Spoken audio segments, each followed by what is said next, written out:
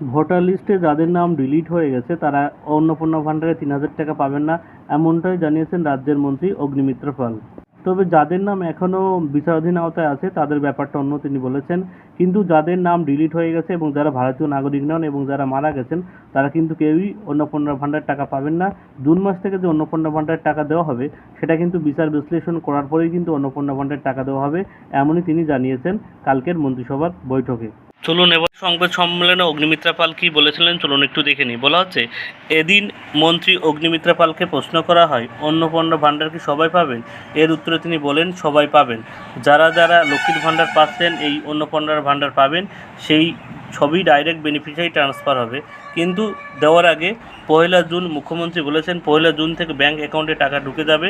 কিন্তু তার আগে আমরা একটা অ্যানালিসিস করতে চাই। যাদের নাম কাটা গেছে, তারা যদি কেউ পান তাহলে তো তাদের পাওয়ার কথা নয়। যিনি মারা গেছেন তার পাওয়ার কথা নয়, যিনি আমাদের দেশের নাগরিক নন তার পাওয়ার কথা নয়। সুতরাং এই অ্যানালিসিসটি হবে যাদের নাম কাটা গেছে তাদের মধ্যে কতজন লক্ষ্মীর ভাণ্ডার পাচ্ছেন, তাদের নাম বাদ যাবে। অর্থাৎ যাদের কিন্তু ভোটার লিস্ট থেকে নাম বাদ পড়েছে বা ডিলিট হয়ে গেছে তারা কিন্তু অন্নপূর্ণা ভাণ্ডারের প্রকল্প থেকে বাদ যাচ্ছেন। তিনি কিন্তু তাই বলেছেন কালকে সংবাদ সম্মেলনে। ঠিক আছে।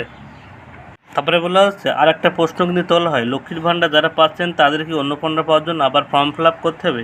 এর উত্তরে বালির বিজেপি জয়ী প্রার্থী সঞ্জয় সিং বলেন, এটা উনি মুখ্যমন্ত্রী শুভেন্দু অধিকারী কিছু ক্লিয়ার করেননি, কিন্তু এটার জন্য যারা পাবেন তাদের বেনিফিশিয়ারি হবে। কিন্তু বহু ভুয়ো লোক পাচ্ছেন, আর বহু লোক যাদের পাওয়া উচিত নয় কিন্তু তারা কিন্তু পাচ্ছেন না। অর্থাৎ যাদের পাওয়া উচিত তারা পাচ্ছেন না।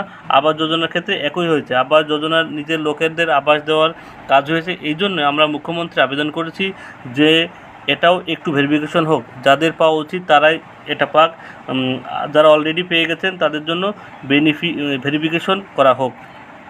অর্থাৎ আপনারা বুঝতেই পারছেন, অন্নপূর্ণা ভাণ্ডার ১লা জুন থেকে যে ৩,০০০ টাকা দেওয়া হবে তার কিন্তু দেওয়ার আগে একটা ভেরিফিকেশন হবে। ঠিক আছে, তারা কিন্তু একটা অ্যানালিসিস করবে। যাদের নাম ভোটার লিস্ট থেকে বাদ পড়ে গেছে তাদের কিন্তু অন্নপূর্ণা ভাণ্ডার টাকা দেওয়া হবে না।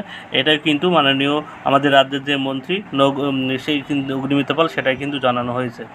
তবে যাদের নাম এখনও ডিলিট হয়নি, যাদের নাম এখনও ভেরিফিকেশনের আন্ডারে রয়েছে তাদের ক্ষেত্রে কিন্তু অন্য ব্যাপার রয়েছে, তারা কি অ্যানালিসিস করে সেটা কিন্তু দেখার বিষয়। তবে এটা কিন্তু আপনারা বুঝতে পারছেন যে যাদের নাম ডিলিট হয়ে গেছে তারা কিন্তু অন্নপূর্ণা ভাণ্ডারের টাকা পাচ্ছেন না। আপাতত কিন্তু এই আপডেট আছে, পরবর্তীতে যদি কোনো আপডেট আসে আপনাদের জানাবো। ভিডিওটি সবার সুবিধাতে শেয়ার করবেন এবং চ্যানেলে নতুন হয়ে থাকলে নতুন আপডেট সবার আগে পেতে হলে চ্যানেলটিকে সাবস্ক্রাইব করে রাখবেন। সবাইকে ধন্যবাদ।